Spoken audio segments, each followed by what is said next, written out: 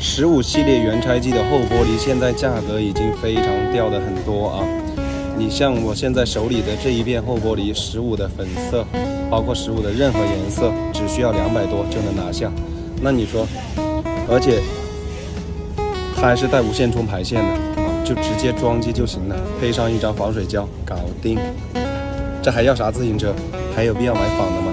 没有必要吧，直接带一个原拆机的，就是说这个性价比就已经没得说了，就没有比这个方案更好的了吧，对不对？你去官方售后换的话，是不是要蛮多啊？1、2千块钱吧？那你这里对吧？买一片后玻璃200多，找一个维修店，是不是？找一个维修店帮你换，买来200块钱，是不是？加起来的话300-400块钱搞定，挺好。